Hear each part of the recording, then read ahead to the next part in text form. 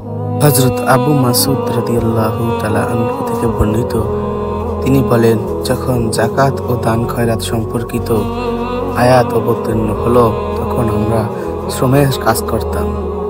এক ব্যক্তি নাম আব্দুর রহমান ইবনে আউফ এসে বহু ধন সম্পদ দান করছেন। তারপর এক ব্যক্তি আবুল আকিল আনসারি এসে একসা পরিমাণ দান করলেন। লোকেরা বলল, আল্লাহ তাআলা একসার মুখপক্ষী নন।